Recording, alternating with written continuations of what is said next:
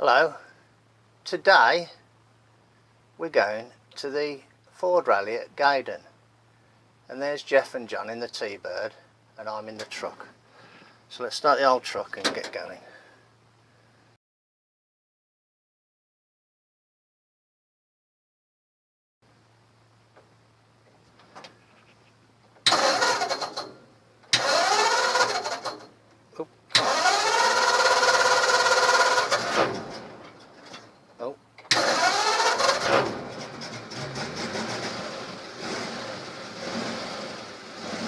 Flooded it. The ignition was on. I don't know if I left the ignition on. I don't know what quite I did there. I wanted to just get a little bit of footage of the T-Bird driving down the road.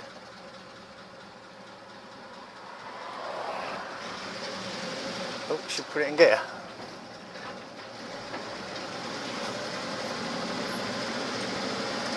Shaky cam.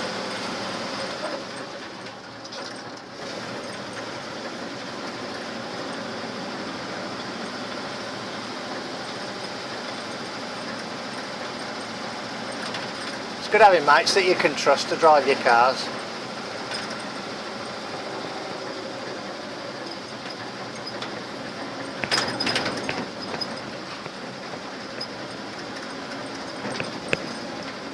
I won't film too much because I'm on the road, so I'll come back in a bit. The old T just loafing along. All you can have is a rear view, innit, if I just do this all the time.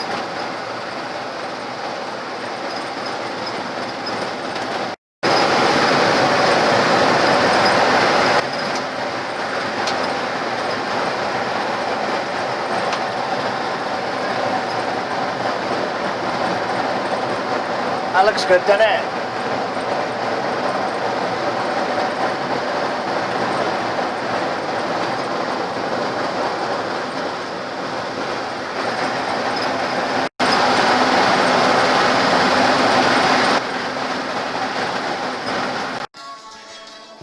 Right, we're at Gaydon. Here's my two vehicles, Thunderbird and the truck.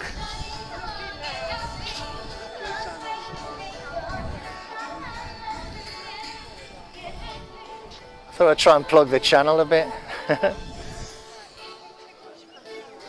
Right, let's have a look around. Look, we've got some Model A's down here. Some stock cars, what they call stock cars, classic stock cars. Model A's.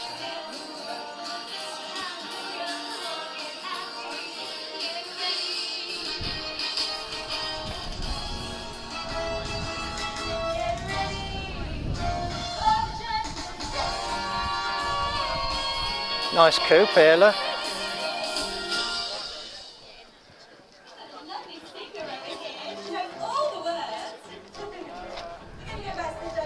Some Model Y's.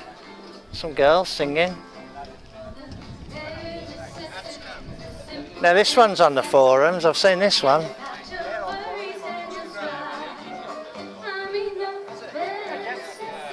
Five window, it's a UK 5 window from years back.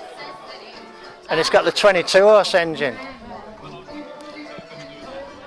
Well, they call the 22 horse the V860, but it's the early one, I think, with the 4. Oh, there's just something about it that's different.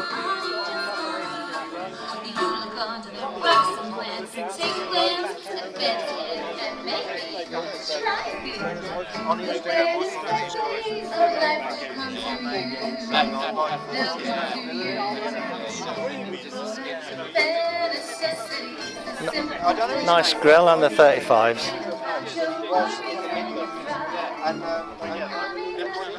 Some more Model A's.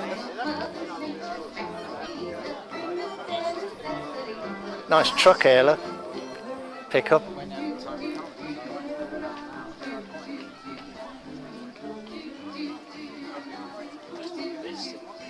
There's a Escorts, just run-of-the-mill cars from back in the day.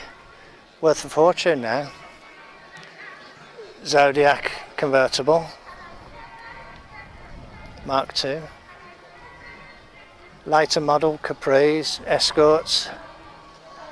other models. It's all Ford. There's a V8 Ford over there, look out in the background. Lots of late model stuff. What I'd call late model stuff. It's all, you know, 30, 40 years old now. Let's go along here a little bit. Nice 100E Fords there. And the estate car. A couple of Ford Pops. Ford Prefect with a Chevy engine in it. This belongs to Steve. Another Ford Pop. Look, a little Ford Special. Nice little 100E van over the back there with a man sitting in the back. Here's Pt10's Mk3 Cortina. This is called Bramble. Now this is a remarkable car. Pete did a fantastic job of restoring this. If you don't know him, you got to visit Pt10 on YouTube. Pt10. This car was so rough you would not believe it. He's done an absolutely remarkable job. And the beauty of it is it's a two-door, you see. It's a two-door. Nice Mk3 estate. Very practical car. I'll shield the microphone a bit because I think it's quite windy. There'll be a lot of some Mk3s, more Escorts, Lotus Cortina look, oh rather a Cortina GT in Lotus colours, which is probably more correct. Let's have a look, see what else we can see. These are the what they call the Consul Classic, and these three are two doors. Oh, four are two doors, which were quite unusual. Now the one I had when I was younger was the Capri model, which is the same thing except it's got the coupe roof. Very nice, very attractive car. And this one here is very much like the one that I had when I was 19. It's a Capri, green, Goodwood green, GT. Here's a Mk3 Zephyr 6 estate. I had one of these some years ago. Mine was green, and mine was the 4-cylinder model. Very rare in a 4-cylinder. Some more Mk3s. These are Zodiacs, the more slightly upmarket version. There's some more here, look, and a Mark 1. And that's a Mark 4 there.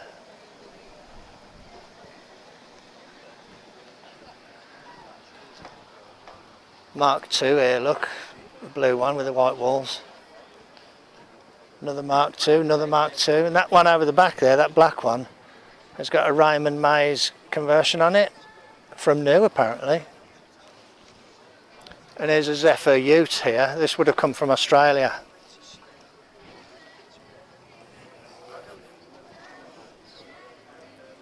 This will have come over from Australia. Very nice. Nicely patinated but polished, instead of just looking, you know, matte. Very nice, very unusual, very unusual. You know, I've never seen one out on the road here in the UK. That's a very unusual vehicle. Some Mark 2s. Mark 2 Cortinas, of course, I'm talking about. Very nice, 1600E.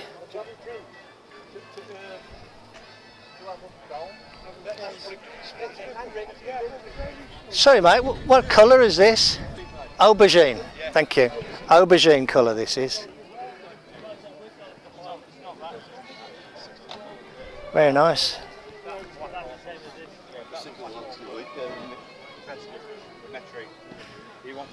There's another one rocking in there, look, GT.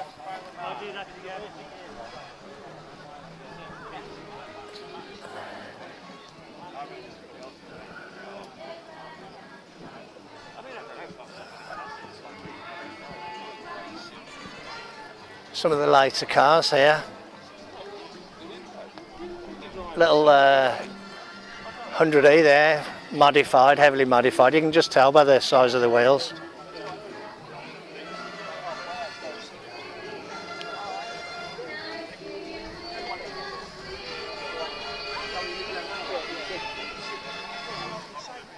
Some commercials up at the back up there, look.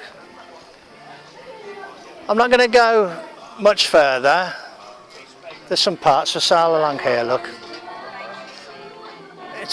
These are, you know, cars down this end are tend to be the later models, although I can see a Model A down the end there, and I think it's Alan Spittle's centre door T right down the end, and a 37.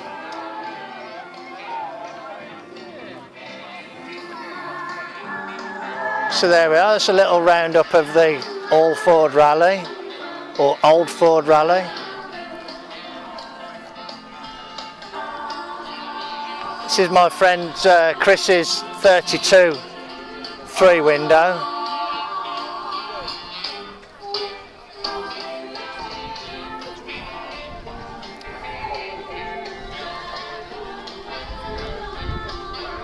Nice. And a sedan.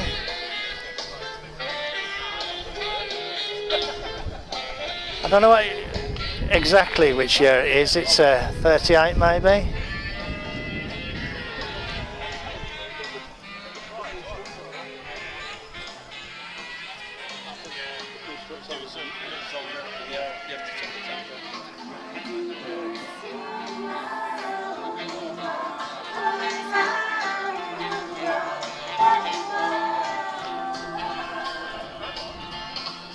Very nice.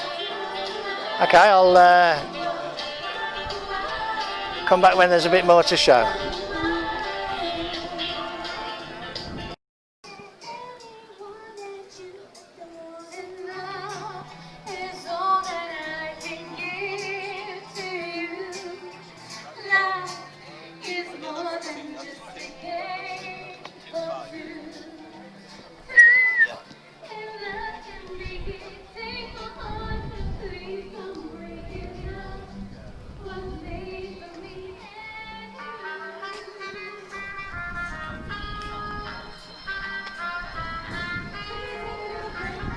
These appear to be all the Capris along here. Very attractive cars actually from back in the day. Nice, and every one of them's immaculate. Every one of them is immaculate. We had one like this. My brother had one like this. He brought it off my friend at work, just like that. G-Reg as well. G-Reg is very early for a Capri. You know, probably like the first year. It was actually just like that. I don't think it was a GT, but it had those wheels.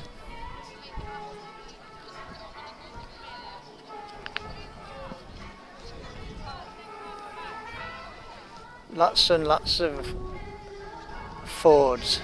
Obviously a lot of them are a lot newer than what I'm normally interested in, but it just shows there's a big following for the Fords.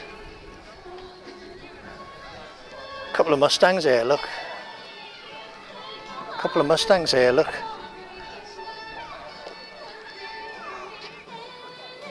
'65.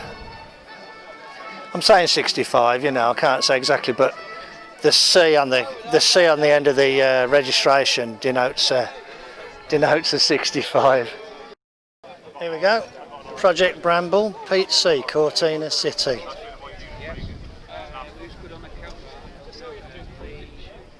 Beautiful, beautiful, beautiful. Absolutely flawless from every angle. Oh, decisions. Well, I just don't know what to do. Here he is, here's Pete. Details, it's all in the details. It is Pete.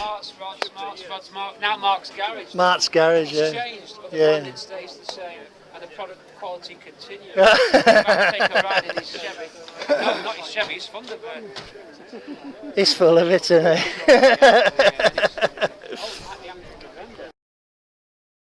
Hello, right, we're at Gaydon. Here's my two knackers here.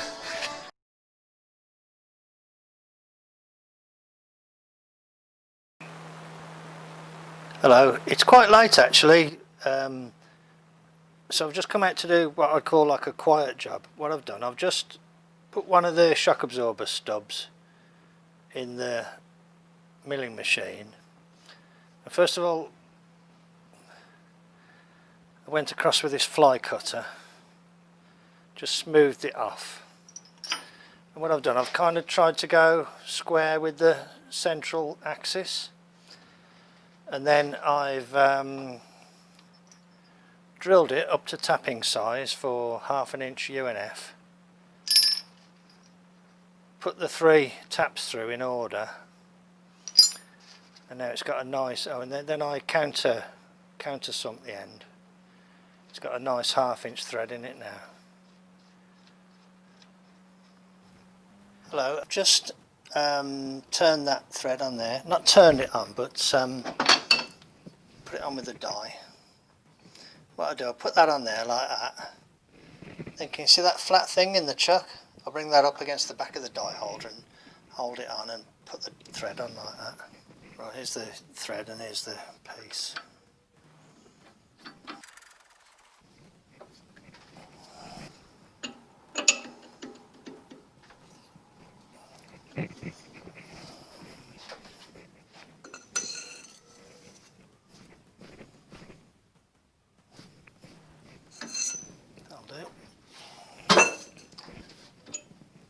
That's done up to German torque, good and tight. Okay, what I'm going to do now, I'm going to V this out a bit shallower and V that out there, blend this in a bit, then I'll weld it. And there it is, all V'd out for welding. Okay, I'll not show the welding, but I'll weld it up and then I'll just show you what it looks like when it's done.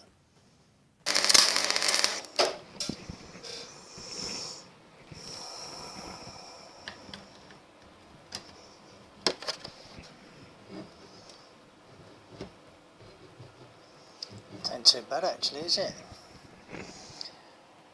What I might do, as soon as it's already hot from the welding, is get it hot and bend it down and worry about the machining afterwards.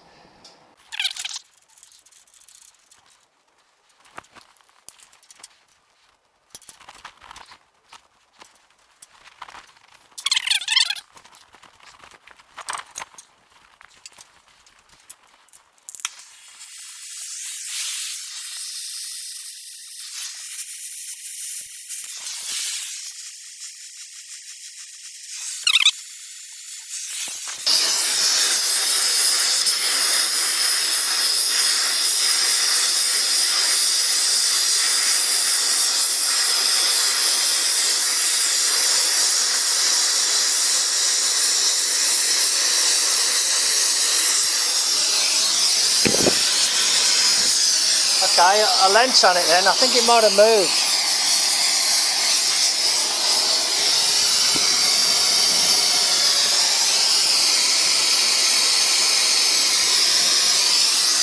I think I want to take it a little bit more.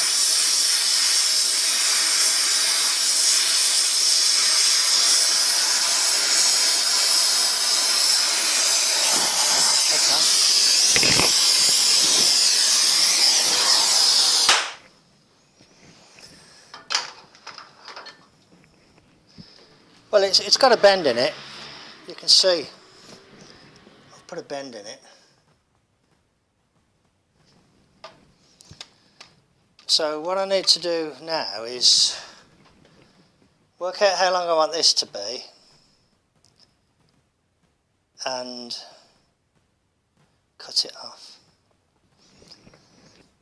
So how much do I want on there then? Let's just put a stake in the ground like so. Imagine that's going to be like that. That's going to be roughly like that.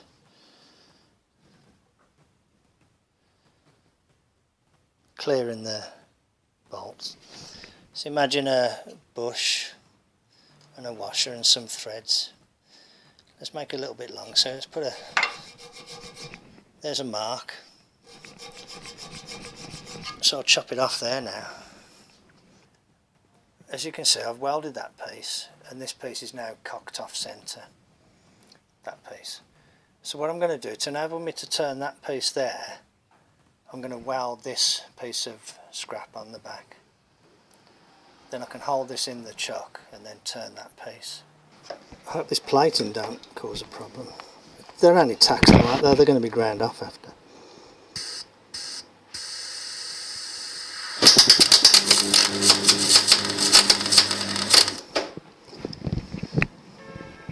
Loosen that.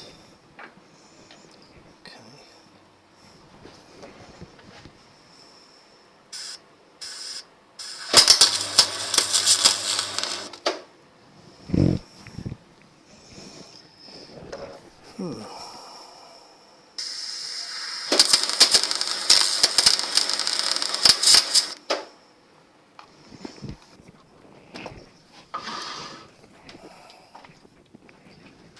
Okay, let's see if this will...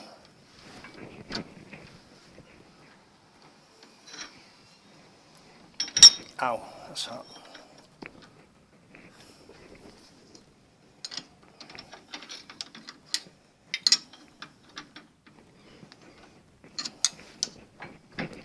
I would imagine the weld has pulled it a bit, so I don't imagine it to be 100% perfectly true. But let's just see where that lines up now.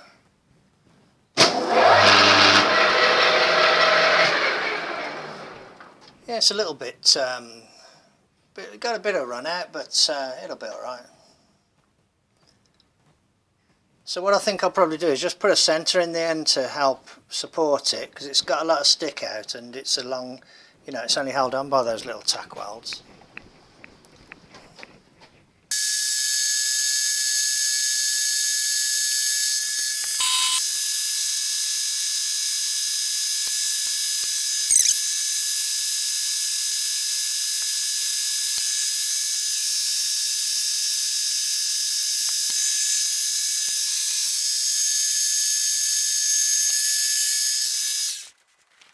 Okay, you get the idea anyway. That's now a true surface.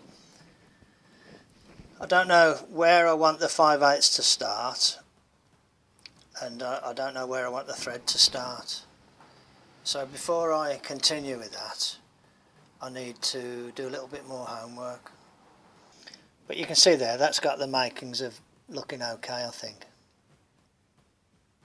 But that's just an illustration of a little technique you can use whereby you weld something onto something so that you can get it, you know, running, so that you can then machine it relative to another datum that, you know, you haven't got anything to hold this to get that datum there true. Right, okay. I'm going to wind it up at this because there's the first one I did, and I've just done this second one as well. And it's got that extra piece on the back, temporary extra piece. So that's there. I didn't turn this one as small as the other one, but I just skimmed it. And I made this end better by skimming that end first.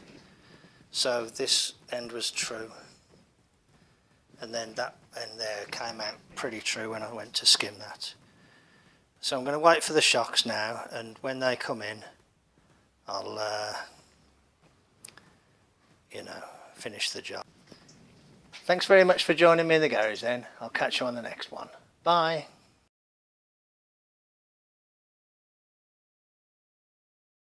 Hello. Behind me you can see old 59, the flathead I bought the other day. I am waiting for shock absorbers on the 32, so I can't really do much on that because I'm a bit of a one-trick pony. I can't switch to doing something else while I'm waiting for one thing. Don't know why. So I thought I would investigate this. Now, it's pretty desperate. The bores and all the top end are pretty nasty. Okay, this is the bottom. That's a pretty horrible mess around there, look. Yep, yucky, yucky, yucky. Okay, there's the flywheel. Now because this is a truck flywheel, I can't take the clutch off or the flywheel off with it in without it being able to rotate, and it can't rotate because all the pistons and everything are completely seized up. So what I've just started to do is remove the rod ends, the big end, remove the big end caps. I've also undone that main cap and that main cap, but I can't really do anything down here until I've took the oil pump off. So there's the bottom end, doesn't look too bad, but what I think I'll do before I go any further is I'll flip it over and show you the top end, because I haven't really showed the top end. Okay, here's the left hand bank. It's absolutely terrible. Let's go down the bores one by one. That looks terrible, doesn't it? Corrosion's eaten into the piston there. That bore looks pretty bad. That bore's probably not too bad because the bottom half of the bores don't look too bad. This one here looks bad. It's got that sort of tide mark going on. Some heavy kind of build-up of something. Badly corroded valve there. Let's have a quick look around the other side. You can see obviously I haven't tied it up before I've started. I'm my own worst enemy. That bore looks badly corroded around that area there. This one looks quite bad as well. That's got heavy corrosion in the piston. Not sure about the bore.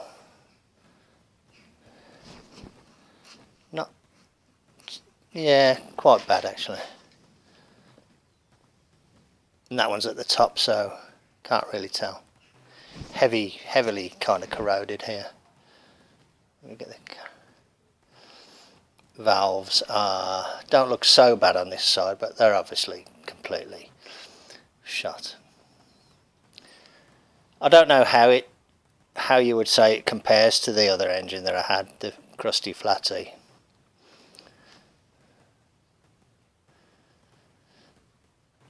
I don't know if I'll ever do anything with this block, but the idea I had was that if the bottom end is good and serviceable, I'd actually swap it into the crusty Flatty and use this bottom end in the crusty Flatty, because the one thing I don't trust about the crusty Flatty is the bottom end. So anyway, that's what I'm dealing with. This is just a little bit of in between tinkering rather than a serious project. Okay, that is the scene of devastation.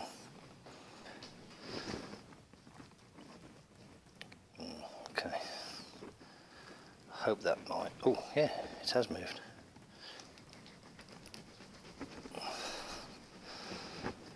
Some horrible kind of sludge here. Just kind of get that so it don't fall down the hole. That's where I hit myself in the teeth. Oops. Kick you. Oh, okay. Yeah, that kind of came out by riding around the helix of the thing. I've got a tray over here to put it on. Yeah, well, I think I'll just try and get this crank out today. That's what I'll do today. Try and get the crank out. The good thing about this block, well, there isn't a lot of good things about it, but I do know from the experience with the other one that you can bring them back virtually despite what the bores are like, you know, because you can use liners, can't you? The good thing about this block is there's no cracks around the bottom end, there's no cracks around the pan rail, which I believe was the benefit of it being stored upside down. No water got into the block and damaged the block around the bottom end like it normally does. Hello. Right, I've got to get that nut undone down there. Can you see it? And I hope I'm going to be able to use a technique I used on the other engine, but in case anybody hasn't seen that, I'll just show you. Okay, yeah, there's the nut. Okay. See that one there? That's a 9/16. Right? It doesn't want to go on because of the shape. There. This one, right, it's exactly the same as, this one is exactly the same as that one, except I've ground it there. Now that one goes on there better than the others. I might go and grind that a bit more, especially for this job. I'll be back in a sec. I'll ground it a bit more. It's not a very pretty job, because you need real good. Now that's gone on okay, that has. Okay, so I'm going to try and undo this now, but that is quite a strong. Okay, I'm going to pan out a little bit. That is quite a strong nut, that is, you know, it's quite tight, isn't it? So I'll show you what I'm going to do. So you know I've got two exactly the same, so this 5/8 wheel nut extender is going to go through there, and that's going to go through there like that. So now the spanner is quite twice as long, and this end up here, that end up there, is cranked back and in line with this end. It's not coming further away, so I am getting more or less a straight pull on this. So cross your fingers, let's go. There we are. Okay. 1/2 of a flat at a time. This little spanner, right, drop forged, made in India, was the very first set I bought when I was 16. And I just found it at my mum and dad's house. What was my mum and dad's house? I found this one in the 1/2-inch one. Okay, good. Tricky, but you know, doable. And there's one more that's like this, so cross your fingers, hopefully we can get that one as well. I don't think it's quite as tight as this one, I can see it down there.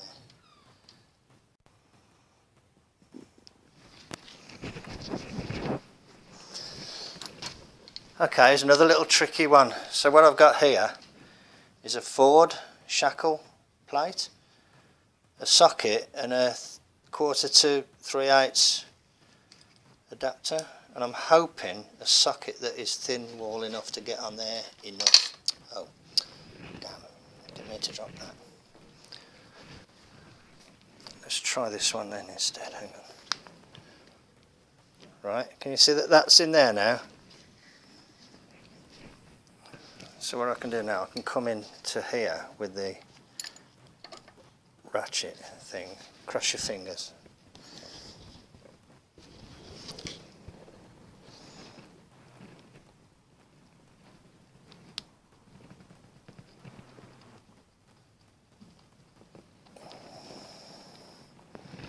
There you go. That's at least cracked it.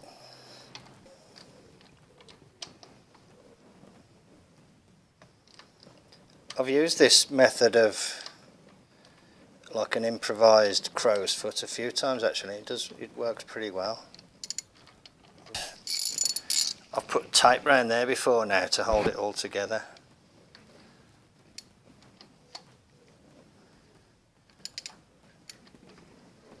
Okay, that should be loose enough to just undo now. They're really awkward, some of them, aren't they? Yeah, that's it, get with my original open ender from years ago. Okay, you don't need to see me carry on. I'll carry on, and I'll bring you back when there's something else to show. Anything interesting. Okay, back in a bit.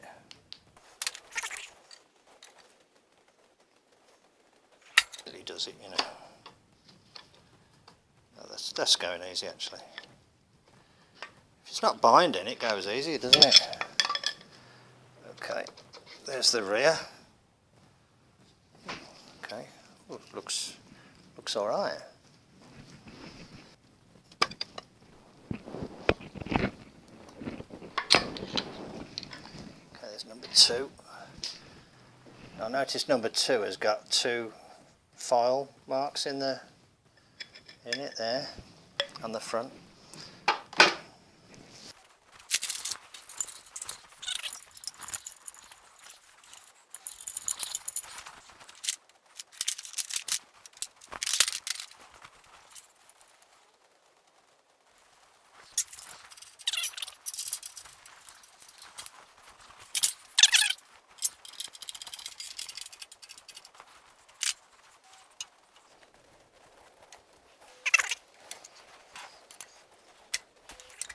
It's got it off. So you just apply a bit of force to the crank and up it comes.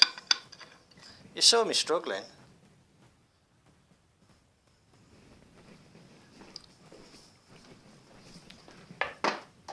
Okay.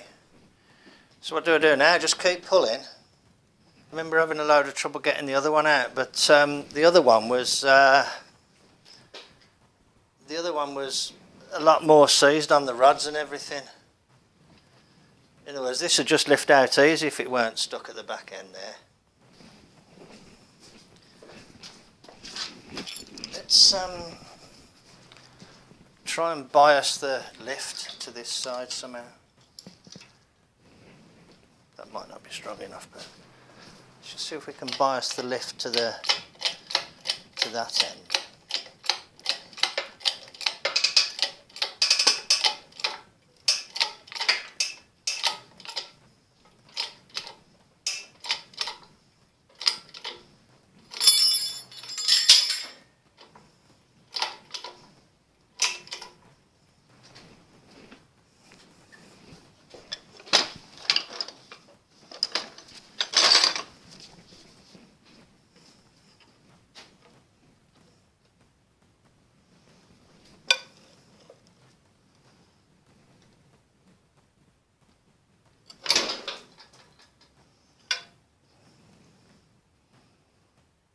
Well, that worked. That worked, didn't it? You saw that. And that was biasing the lift to this end to kind of get it off the thing. Okay. I don't want to lower it back down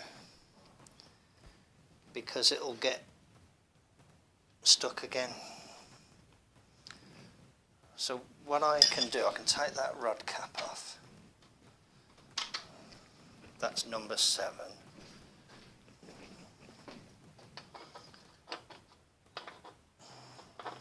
Counting from the front back. So it's loose. I'm just going to keep lifting. Okay, good. Okay, I'll just keep lifting.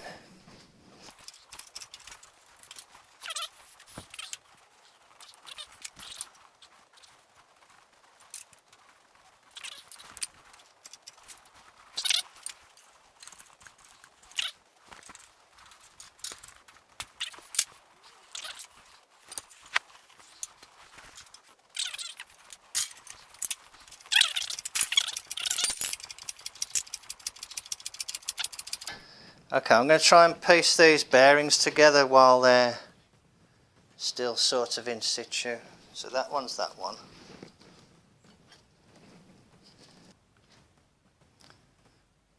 All of the rods move quite freely,